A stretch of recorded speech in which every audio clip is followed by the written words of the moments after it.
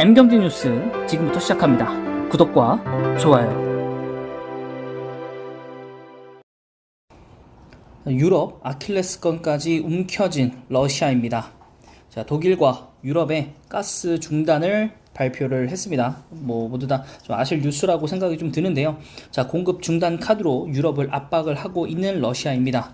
자, 가스 공급량 감소로 에너지난을 겪고 있는 유럽 국가들이 에너지 보릿고개에 시달릴 가능성이 굉장히 높아졌습니다.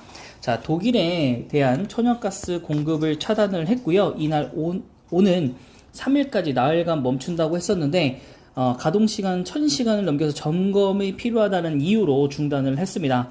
자, 그리고 그 이후 바로 곧 이어서 완전 중단하는 걸로 되어 있고요. 거래 대금을 내지 않는다면 계속적으로 공급을 하지 않겠다, 이렇게 되어 있고요. 올해 네 번째 들어서 이렇게 정지가 됐고, 지금 현재 좀 장기화가 될 우려를 갖고 있기 때문에 러시아가 이길지 아니면 유럽에서 잘 버틸지 약간 요 싸움으로 좀 가고 있는 현재 상황이 아닌가라고 좀 생각이 좀 듭니다. 자, 매년 4천억 유로를 내고 러시아에게 천연가스를 40% 수입을 해왔습니다. 그러니까 매년 537조 원은 러시아가 에너지로서 돈을 벌어들이는 것이죠. 그러니까 이제 공산주의라고 하더라도 돈을 크게 많이 벌 수 있는 구조였던 거죠. 자, 독일이 최대 수입국이고요. 100%로 또 가스를 수입을 하는 몰도바, 그리고 북마케도니아까지 있다고 합니다. 자, 러시아는 프랑스에 대해서도 가스 공급 중단을 선언을 했고요. 밀린 대금을 받을 때까지 다음 달 1일부터 가스 공급을 완전히 중단한다고 통보를 했습니다. 자, 밀린 대금을 안 준 건 아니고요. 이거를 이제 러시아 돈으로 달라고 했기 때문에 지급하지 않았던 것 뿐인 겁니다. 자, 필요한 물량은 이미 확보를 했다라는 게 엔지의 설명이고요. 재정적, 물리적 영향을 최소화하기 위해서 여러 조치를 강구해뒀다라고 얘기가 나오고 있습니다. 자, 에너지 배급제에 시행할 수 있다고 경고도 했고요. 자, 덴마크 그리고 발트의 국가들은 지난 30일 2030년까지 해상 풍력을 7배로 늘리겠다는 발표를 했고, 단기적인 해결책은 아닙니다. 그래서 이 해상 풍력에 관련된 종목들이 올랐다가 최근에 좀 많이 떨어졌던 이유들도 여기에 좀 기한다고 볼 수 있겠습니다. 자, 내년 봄까지 자발적으로 가스 수요를 15% 정도 줄이겠다는 합의를 이미 했고요. 독일은 3단계 비상가스 계획 중 2단계 발표를 했고요. 강제 배급을 피하려면 가스를 절약해야 한다라고 호소도 하고 있습니다. 여기에 또한 EU도 개입을 하기 시작했는데요. 유럽 천연가스 기준이 되는 네덜란드 TTF 가스 선물 가격은 지난 26일 역대 최고치인 339유로까지 치솟았다가 30일 EU 발표 이후에 좀 소강 상태로 좀 접어들었습니다. 자, 이처럼 에너지주들이 움직일 수밖에 없는 이유들은 나와 있습니다. 하지만 이것들 때문에 경제 침체가 심화가 된다면 사실 에너지주도 올라가는 거에 대한 어느 정도 마지노선이 좀 있지 않을까라는 생각이 좀 듭니다. 그래서 지금 뭐 항상 말씀드리지만 적당한 게 좋은 건데 지금 적당하지 않죠.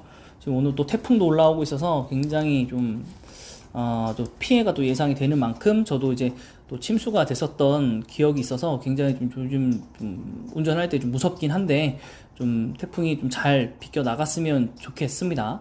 네, 우리나라를 비껴 나간다고 하면은 이제 일본으로 가겠지만은 네, 뭐 그냥 자연적으로 좀 소멸을 했으면 하는 바람이 있기는 한데, 네, 여러분들 좀 조심하시고, 또 내일에 이제 상륙을 한다고 하니까 또 내일은 어떻게 될지, 네, 거의 한반도 전체가 다 영향권이라고 하고, 또 이제 기상 측면에 따라서 조금 이제 지역 따라 또 비 오는 양들이 좀 다르다고 하더라고요. 그래서 그런 부분들 한번 잘 보시기 바라겠습니다.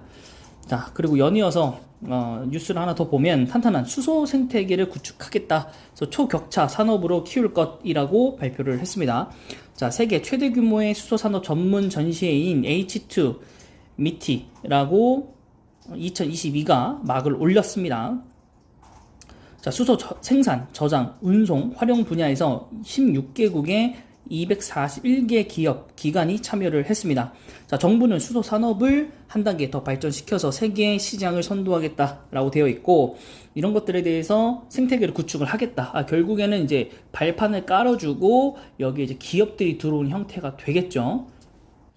어떻게 본다면 윤석열 정부가 이제 1년 취임이 1년 정도가 이제 거의 될 정도면 본인들이 추가하고 있는 수소산업 생태계의 정부 그리고 디지털 플랫폼을 육성하는 그런 정부로서의 모습을 보여주려면 이번 1년간 이런 지반 기반들을 좀 닦아놔야 될 거거든요. 그래서 이런 것들의 주식에 투자하는 것도 하나의 또 장기 투자로서 현재 이제 약세 흐름에서 굉장히 괜찮지 않을까라고 생각이 좀 들었고요. 거기에 이제 포스코가 이제 가치사슬 대대적인 거의 거쳐서 전시를 하게 되었고, 그 다음에 SK, ENS도 올해 1월 미국 플러그 파워와 합작사를 설립한 SK 플러그 하이버스, 네, 이런 것들에 대해서 홍보를 했고, 또 효성그룹 자체에도 효성중공업, 효성첨단 소재, 뭐 이런 기업들이 있으니까 거기에 맞는 얘기들이 좀 공개가 되었다라고 하고, 또한 이제 코오롱, 인더 같은 경우에도 부품력들, 또 그 멤브레인 같은 거 있지 않습니까? 수소차에 들어갈 때 분리막 같은 것들 이런 거에 대해서도 얘기가 좀 나오고 있고, 결국엔 2040년까지 국내 사업장의 탄소 중립을 달성하겠다라는 각 기업의 어떠한 이제 좀 청사진들 그리고 목표들 좀 들어봤던 그런 전시회가 되었던 것 같습니다. 자, 또한 SK 칼텍스가 휘발유, 정제시설, 그리고 에틸렌, 프로필렌 전환 추진을 좀 하고 있다라고 되어 있는데, 석유의 이제 전유물이었던 이제 그 것들을 좀 버리고 이제 에틸렌과 프로필렌에 대해서 전환을 하면서 또한 이거를 수소 쪽으로 좀 돌리려는 생각을 가지고 있습니다. 자, 정유회사에서 종합 석유화학 회사로 도약을 나서는 GX 칼텍스고요.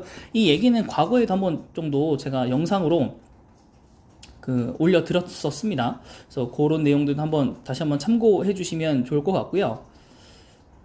자, 그 다음에 그래서 쭉 얘기들을 이어나가면 여수 공장에서 휘발유를 정제하는 고도화 설비 일부를 석유화학의 쌀로 불리는 에틸렌이나 프로필렌을 정제하는 석유화학 시설로 개조하는 방안을 검토하고 있고, 사실 이런 거에 대해서 지금 현재 롯데케미칼이 가장 선두 기업 중에 하나인데, 이런 거에 대해서 뭐라고 말씀드려야 될까요? 조금은 지금 현재까지는 스프레드가 너무 많이 확대가 돼가지고 화학 기업들이 되게 좋지 않은 상황이거든요. 그래서 그런 부분들도 좀 면밀히 지켜볼 필요는 있다 라고 말씀드릴 수 있을 것 같고, 자, 공정을 개조하기 위해서 3천억 원 정도 최소, 그리고 많으면 5천억 정도까지 들어간다고 합니다. 그리고 이것들은 이제 단기간에 바뀌는 것들은 아니고 좀 기간을 장기로 잡고 전환하는 과정을 거친다고 하니까, 어쨌든 석유 값이 올랐었을 때 뭐 수혜를 봤다면 받고 뭐 손해를 봤다면 또 손해를 봤었겠죠. 네, 그런 부분들에 있어서 장기적으로 본다면 거의 평균 정도이지 않을까라고 생각이 좀 들고요. 자, 휘발유와 에틸렌, 프로필렌 모두 탄화 수소를 만드는 물질이고요. 석유화학 원료로 만드는 기술을 보유하고 있기 때문에 결국 시간과 비용의 문제라고 보고 있어서, 어쨌든 GX 칼텍스조차도 나중에는 이제 수소 충전소 그리고 전기 충전소로 이제 정유소들이 바뀔 거거든요. 그렇다 보면 마지막 뭐 현대차라든가 배송업체들과 함께 맞물려서 멀티포트라든가 혹은 라스트 배송 같은 걸 할 수 있는 최종 물류 거점으로 성장할 가능성이 높아서, 정유시설이 나중에는 나쁜 게 아니라 훨씬 더 좋은 사업체로 변할 가능성들이 굉장히 많습니다. 물론 굉장히 장기적으로 보셔야만 가능한 이 길이라고 볼 수 있겠습니다. 자, 사탕수수, 옥수수 등 식물을 가공하는 연료인 바이오매스는 10.5%, 신재생에너지는 10.4%로 늘어날 전망이기 때문에 이런 것들이 있어서 지금 현재까지는 뭐 돈을 들여서라도 좀 바꾸지만 결국에는 이런 것들이 나중에는 다시 우리에게 돌아온다, 수익으로서 돌아온다 라고 좀 볼 수 있겠습니다. 자, 이제 마지막은 경찰버스, 청소차, 현대차에서 수소차의 영토 확대라고 보고 있습니다. 자, 현대자동차 그룹이 수소연료 전지를 작년에 한번 멈춘다라고 했었는데, 다시 그 얘기들이 들어갔고 조금 시기를 늦출 뿐이지 우리는 개발할 거다라고 얘기들이 나왔습니다. 자, 그런데 지금 현재 그런 상황 속에서 경찰버스라든가 청소차, 살수차 등 특수차를 대거 선보였다고 합니다. 자, 내년부터 이것들을 본격적으로 판매를 한다고 하고요. 수소 기반의 그 터그 차량을 최초 공개를 했습니다. 현대모비스도. 자, 공항에서 항공기, 계류 작업이나 수화물 운송에 되는 특수 차량이라고 하고요. 수소차는 최근 상용차 시장에서 대안으로 떠오르고 있습니다. 중대형 사용차는 전기차로 전용할 시에 배터리가 굉장히 큰 게 되기 때문에 오히려 차체가 엄청나게 무거워지고 또 이런 차들이 오르고 내리고 하는 길들이 사실 그렇게 좋지 않거든요. 그렇다 보니까 도로가 붕괴될 위험도 있고 차량이 좀 옆에 사이드에 좀 빠질 수도 있고 그렇기 때문에 좀 위험하다. 그리고 고속도로에서도 차량을 좀 빠르게 움직였을 때 정차 이 거리가 제동 거리가 멀어지기 때문에 늘어나기 때문에 되게 위험하다라는 얘기도 나왔었고, 네, 그리고 그런 차가 만약에 폭발을 한다면 정말 말도 안 되는 정말 손해가 국가적으로 생길 수 있기 때문에 네, 좋지 않았었는데 이거를 수소 탱크만 추가하면 돼서 주행거리를 늘릴 수 있고요. 중대형 트럭, 버스 시장에서 주목을 받고 있습니다. 자, 이런 것에 가장 선도적인 기업 중에 하나가 바로 사실 니콜라였습니다. 현대차 다음으로. 자, 그래서 니콜라가 현대 이제 대량 생산을 이제 하지는 않고요. 본인들이 소화할 수 있는 정도의 양산을 시작을 했고 납품들을 지속적으로 하고 있습니다. 그래서 예전에 현대차와 좀 협력을 하자 했었는데 현대차가 좀 거부를 했었는데 나중에는 또 수소 쪽으로 가면 니콜라와 현대차가 또 경쟁할 수 있을 것 같고요. 자, 또 이제 승용차 쪽에서는 넥소 거의 USB급으로 나오죠. 넥소를 뒤를 이을 신형 승용차도 곧 출시할 전망이라고 합니다. 자, 연구소에서 전력을 다하고 있으니까 조만간 나온다고 하고요. 올해 1월부터 7월까지, 그러니까 상반기 거의 전체적으로 봤었을 때 전년 동기 대비해서 6.4% 증가한 891대를 팔았다고 합니다. 자, 현대차가 시장 점유율이 압도적으로 1위라고 하고요. 일본 토요타 그리고 혼다가 뒤로 이은다고 합니다. 네, 그 다음에 다임러 트럭이 수소트럭 개발에 착수해 최근 프로토 타입을 공개했다고 합니다. BMW도 도전장을 냈고요.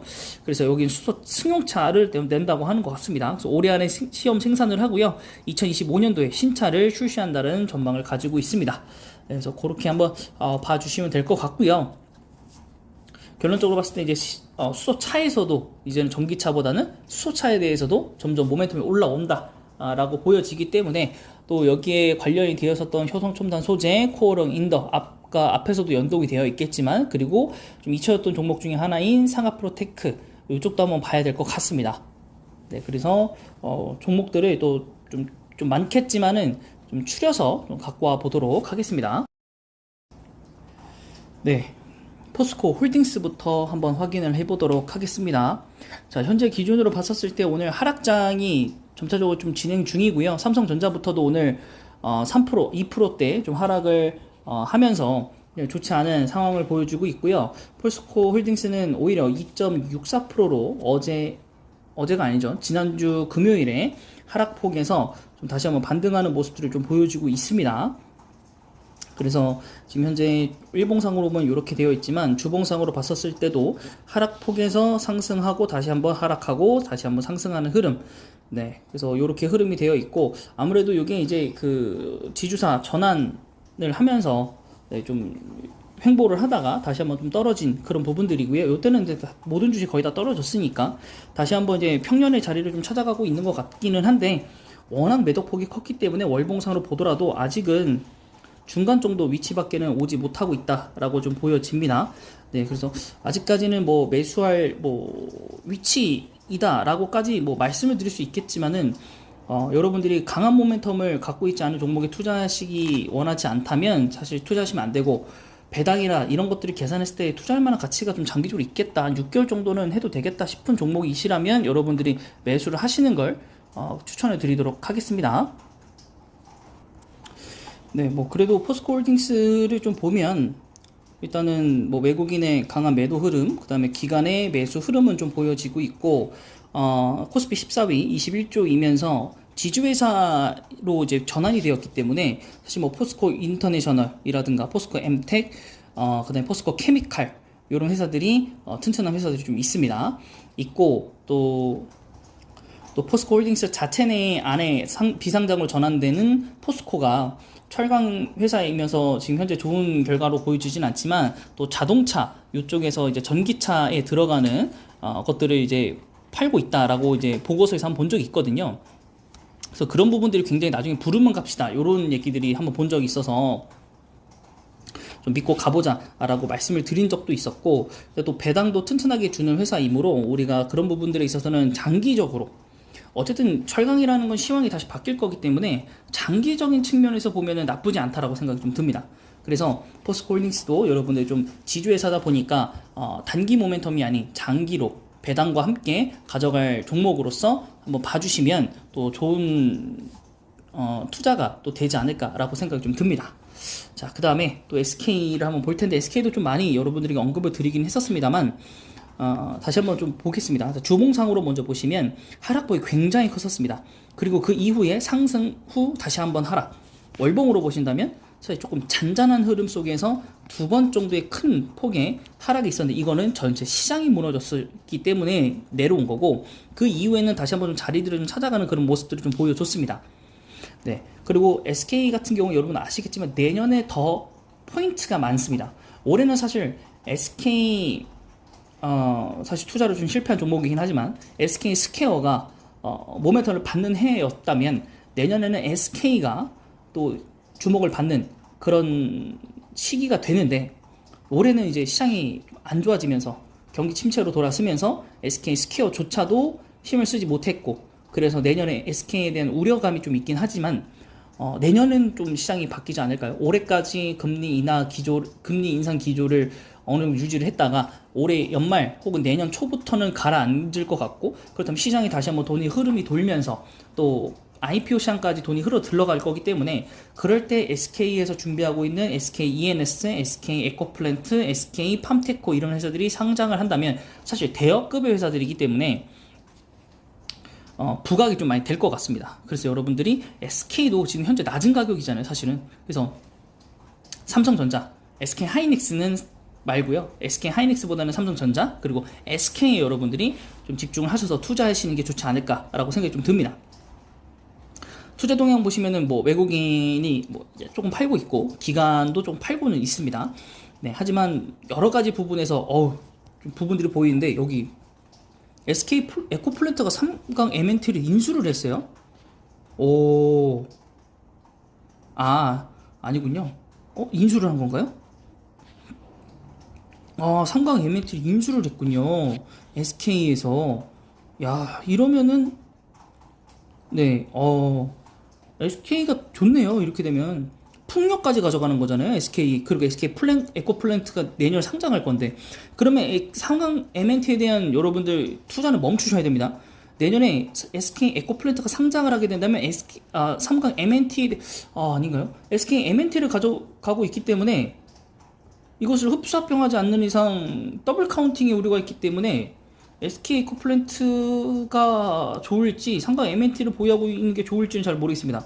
그래도 상강 MNT에 대해서 자회사가 상장하는 게 아니라 모회사가 상장하는 거기 때문에 한강 MNT에 대한 어느 정도의 지분이 좀 주가가 깎일 수 있어요. 그래서 상강 MNT 여러분 조심하셔야 될 것 같습니다. 보유주주분들은 꼭 연말에 정리하셔야 됩니다. 어느 정도 정리하셔야 돼요. 아무리 풍력에 대한 테마가 돈다고 하더라도, 네, 에코플랜트가 내년 상장을 예상하고 있기 때문에, 예정이 되어 있기 때문에, 네, 어쨌든 그렇게 말씀드리고요. 뭐 실적 정말 좋습니다. 네, 배당도 괜찮게 주고요. 8,000원 정도. 근데 그거에 비하면 포스코홀딩스가 훨씬 많이 주죠. 2배 정도 주니까. 그래서 이런 것들도 여러분들이 좀 생각을 좀 해보시고요. 근데 뭐 내년에 모멘텀이 있기 때문에 포스코보다는 SK가 좋지 않을까라는 생각이 좀 들고, 이제 효성 쪽으로 한번 가볼게요.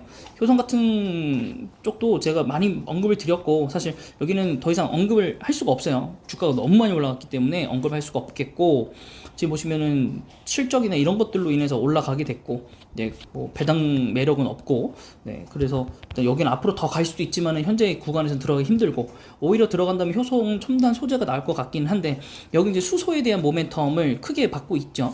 네, 그래서 탄소 섬유 이쪽도 있으니까 지금 뭐 하단권까지는 한번 갔다가 다시 또 올라온 부분들이 있어서 조금은 보수적으로 접근을 해야 된다면, 금액들이 크기 때문에 떨어질 때마다 이 손실률이 굉장히 크거든요. 그래서 코스피 152 정도 1조가 넘는 회사이고, 네, 전부 다 이제 매도의 영향으로 좀 가고 있습니다. 네, 그래서 배당금 한 9,000원 정도 나와 있다라고 좀 보여지고, 뭐 실적적으로 봤을 때는 사실 그렇게 좋지는 않다. 그래서 제가 말씀드렸던 건 효성을 차라리 사라. 효성이 싸고 좋다라고 말씀드렸습니다. 네, 74,000원. 네, 그때 말씀드렸던 것보다 많이 오르지도 않았고요. 배당금이 6,330원 33원 나옵니다. 네, 삼성전자 같은 경우에 제가 저번과 오늘에 걸쳐 갖고 한 15주 정도, 예, 돈이 그렇게 크게 많지는 않아서 15주 정도 배당을 잡고 지금 들어간 종목 중에 하나인데, 결국 한 80만 원 정도 투자를 했죠. 네, 투자를 했는데 우선적으로는 지금 삼성전자가 사고 나서부터 좀 떨어지고 있어서, 네, 뭐 손해이긴 하지만 뭐 그렇게 큰 금액은 아니라 우선주로 또 들어가기도 했고, 근데 삼성전자가 1,500원 정도 되니까 거의 같은 금액이라면 효성을 차라리 원래 사는 게 좋죠.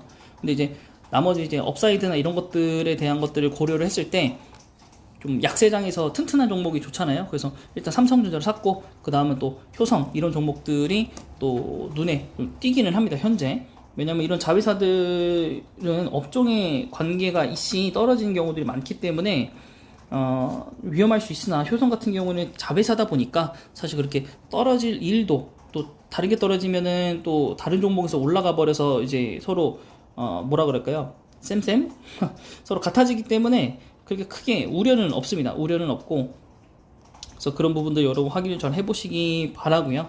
네, 투자는 여러분 몫이니까. 네, 효성까지 잠깐 말씀 언급 드렸고요. 다시 이어서 효성 쪽, 그 수소차 쪽으로 가시면 요거 아니고 코오롱 인더죠. 네, 코오롱 인더 5만원, 굉장히 많이 떨어졌네요. 네, 이거 10만원까지 갔었던 종목인데, 네, 거의 코로나 전주가 상태까지 돌아왔어요, 현재. 네, 그러면 이제 수소에 대한 모멘텀만 받으면 간다고 봅니다. 물론 실적 같은 부분들이 더 나와긴 해야겠지만, 네, 어쨌든 그렇게 되어 있고, 내년까지 실적이 좋아진다는 보고서도 있었고, 쭉 올라가는 모습들이 보여지긴 합니다. 포착이 됐어요. PR 6배밖에 안 되고, 배당금 1,200원 정도 줍니다. 네, 뭐 코오롱 괜찮네요. 네, 코오롱 인더 괜찮습니다. 코오롱 인더 괜찮은 것 같고, 또 요거의 경쟁 상대였었던 삼각프로테크, 무너졌네요, 완전히. 과거 주가인데요, 31,000원이면. 그쵸? 상승폭이 되기 전에 있었던, 네, 그 정도. 네, 여기도 바닥이긴 합니다. 근데 이게 이 실적 발표들이나 이런 것들에 있어서 그 현대차에 납품하는 것들에 대해서 막 굉장히 많이 숨기고 이래가지고 사실 굉장히 좀 안 좋은데, 그 발표도 계속 좀 느리게 나오고. 근데 이게 언젠가는 완벽하게 현대차에서 수소차에 대해서 강력하게 드라이브를 걸면 시장에서 굉장히 곽강받을 거라고 생각을 합니다. 네, 그래서 현재 지금 쭉 올라가고 있는 상태였었는데, 지난 3분기 이후로부터는 실적이 좀 떨어졌다가 다시 한번 좀 올라오는 모습들을 보여주고는 있어요. 작년 이제 말부터 현재까지는 계속 올라오고 있고, 근데 PR이 너무 높다라는 거. PR 너무 높고, 배당금도 200원 주긴 하는데, 연간 실적치가 안 나와가지고, 지금 반기로 봤을 때는 872억 원 정도에 63억 원, 49억 원 정도인데, 단순 계산을 2배씩만 때려보더라도 우선적으로 이제 단기 순이익이 조금 떨어지는 거 빼고는, 아니죠, 단기 순이익 넘겠죠. 네, 소폭 좀 상승은 한다라는 거. 근데 그거에 비하면 좀 주가가 너무 높다라고 생각 좀 들기도 할 수도 있고. 네, 어쨌든 간에 실적이 좀 기반이 좀 어느 정도 돼야지 가능할 것 같고. 그다음에 이제 메인이죠, 현대차. 네, 현대차 1.53%. 네, 결국에는 이제 실적 때문에, 판매량 때문에 20만 원까지 찍었다가 다시 내려왔는데 천천히 상승해서 올라간다고 봅니다. 그래서 정말 큰 돈이 필요해서 개인적인 사업 때문에 제가 현대차를 정말로 좀 안 좋은 시기에 팔아갖고 좀 손해를 결국에는 몇 년 들다가 팔아버리고 말았는데, 우선적으로는 좀 가슴은 아프지만 제가 보는 눈이 맞구나. 아무리 흔들리더라도 결국 올라갈 종목은 올라간다.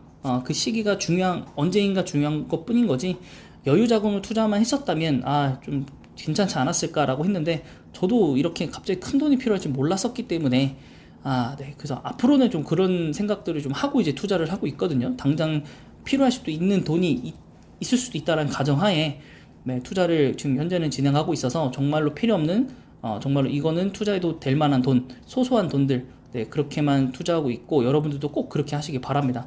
정말 사람 일이라는 건 언제 어떻게 될지 모르는 거기 때문에, 어쨌든 그렇게 한번 보시면 될 것 같고, 지금 이제 20만 원까지 또 한번 찍었고, 외국인이 엄청 많이 샀네요. 네, 그래서 실적은 굉장히 좋아요. 왜냐면 강달러기 때문에 좋고, 배당도 5,339원 정도 주는 회사입니다. 그래서 현대차는 이제는 조금 어떻게 본다면 정말로 장기로 보는 게 아니고, 혹은 우선주로서 좀 싸게 매집을 계속 들어가는 게 아니라면 장기적으로 저는 현대차의 매수는 이제 당분간은 좀 구간이 안 나온다라고 봅니다. 구간이 안 나온다라고 보고, 근데 현대차가 올라감으로 인해서 현대모비스도 이제 차츰차츰 자리를 좀 찾아가고는 있어요.